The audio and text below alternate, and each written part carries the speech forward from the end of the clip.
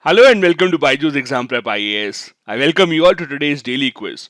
Before we begin the questions, an important reminder, Byju's Exam Prep IAS is now on Telegram as well.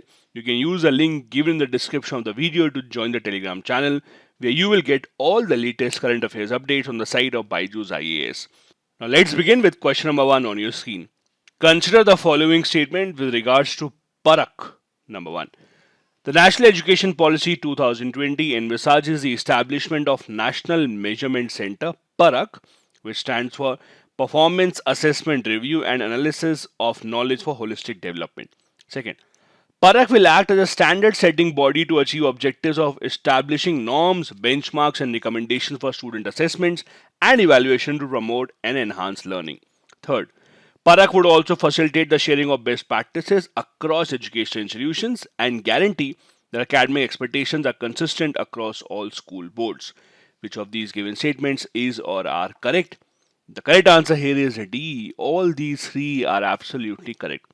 Now, as you know, over the past few years, the marking pattern has been as such that students from boards such as the CBSE, ICSE score in high 90s, the toppers even getting a score of 99%. On the other hand, the state boards at the same level, even though the student might have worked very hard, will not really get so much marks. So there's a disparity between the marking pattern, and that is why there's a disparity between the outcome and how these percentage reflect on the certificate of the students. So to get them all on the same scale, the government of India established something called PARAK, PARAKH, that will set standards for all the school boards about the marking patterns, evaluation, so that all of them are seen in the same level. This is the article in the Indian Express today. That is uniformity across all the boards. That is what PARAK as a portal will be trying to do from the side of the government of India. This will work along with the NCRT, where a lot of meetings will be held with the representatives of the different state boards, the different boards from CBSE, ICSE, etc. And that is when a new assessment regulation will be introduced. Next, question number 2. Consider the following statements with respect to La Nina. Number 1. La Nina events represent periods of below average sea surface temperature across the east central equatorial Pacific. Second, it is indicated by sea surface temperature decreased by more than zero point 0.9 degree Fahrenheit or at least 5 successive 3-month seasons. Third, as La Nina brings rain to South America, it brings droughts to Indonesia and Australia. Which of these given statements is or are correct? Now, adverse climatic patterns are in the news these days. You see what is happening in Pakistan and what is happening in China at the same time. While Pakistan is going through the worst floods of its entire history, where over half of the country is submerged underwater, China, on the other hand, is facing the worst drought in its history, where a lot of areas of China are actually suffering without any water supply. The correct answer here is A. Because of these adverse climatic conditions, El Nino, La Nina, both of these are in the news. While first and the second statement are correct, the third statement is wrong. This is actually a characteristic of El Nino, which brings rain to South America and it brings drought in areas of Indonesia, Australia, etc. As you can see from this article in the Indian Express today, La Nina conditions enter third year, sixth time since the 1950. Experts credit good monsoon to the phenomena when the sea surface temperature is colder as compared to the normal. That has also led to a lot of adverse climatic conditions in the Indian subcontinent as well. Next, question number 3. Consider the following statement regards to IAEA, which stands for International Atomic Energy Agency. Number 1. In 2005, it was awarded the Nobel Peace Prize for their work for a safe and peaceful world. Second, it is an independent international organization that reports annually to the UN General Assembly. Third, when necessary, the IAEA also reports to UN Security Council in regards to instances of members' non-compliance with safeguards and security obligations. Which of these given statements with regards to IAEA is or are correct? The correct answer here would be D. All the three given statements with regards to IAEA are correct. This is an agency that has been given the responsibility to ensure the safety and security of nuclear power installations around the world. You would see This agency remains in the news whenever we talk about the Iran nuclear deal as well, as they are the ones who have been given the responsibility to conduct surveys and inspections in Iran and other nations having nuclear power plants across the world. The same happens in India as well. However, the reason why it is in the news right now is because of the ongoing conflict between Ukraine and Russia, because of which Europe's largest power plant in Ukraine is said to be under danger after a nuclear power plant has been in the vicinity of the Russian attacks. The article here talks about how, although these nuclear power plants are built to withstand considerable shock and impact, but if there is constant threat from Russia, if there are constant shelling of missiles and guns, the nuclear power plant may turn into a nuclear disaster very, very soon.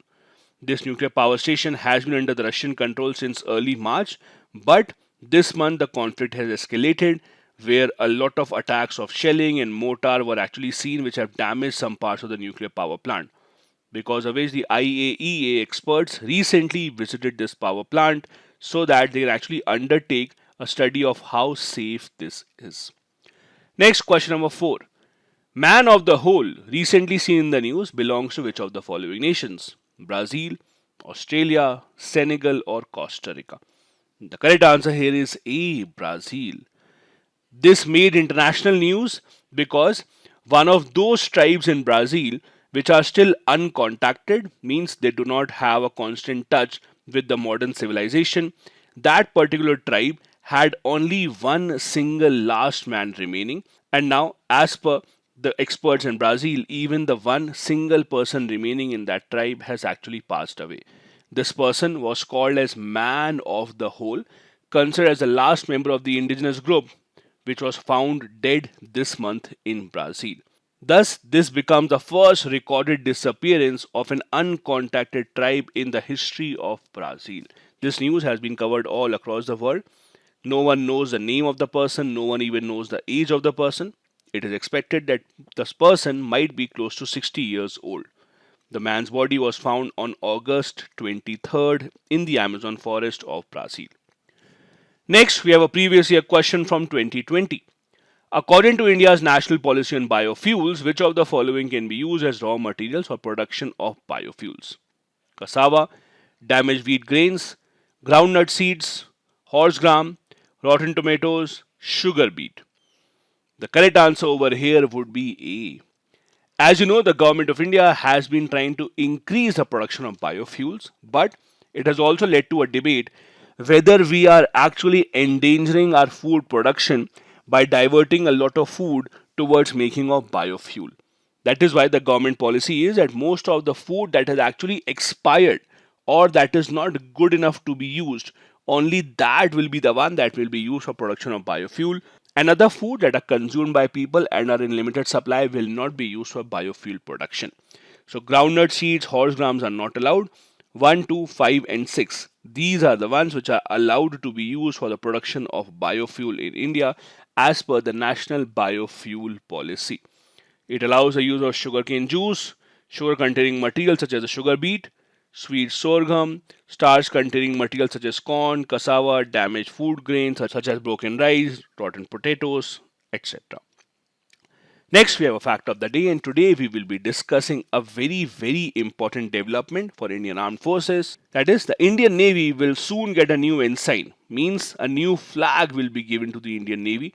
This flag will be unveiled on 2nd of September by the Prime Minister on India's first indigenous aircraft carrier, that is INS Vikrant. The present flag that the Navy uses has St. George's Cross of the colonial era and has been continuing since the time of the British. The new flag instead will have the tricolour in the canton. Canton is the top left corner of the flag. So if this is the flag, you divide it into 4 parts. This part, the top left corner, is called the canton.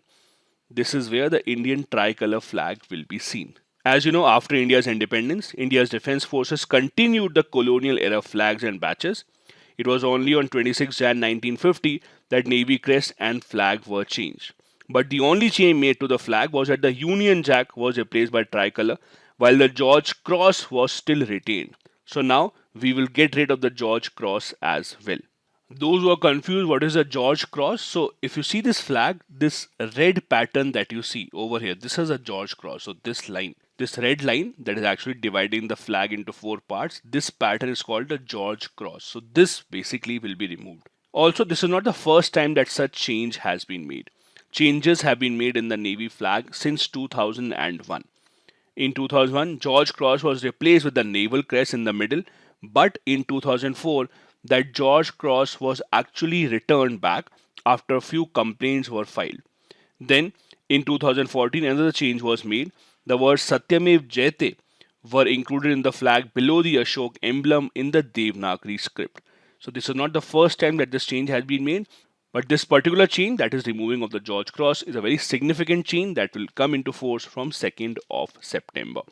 Also remember, most Commonwealth nations across the world, including India, have retained the George Cross at the time of their independence, but many have removed that from time to time, including Australia, New Zealand, and Canada, and now India is following on the same path. This is it for today's Daily Quiz video. Thank you so much for watching. Have a good day ahead.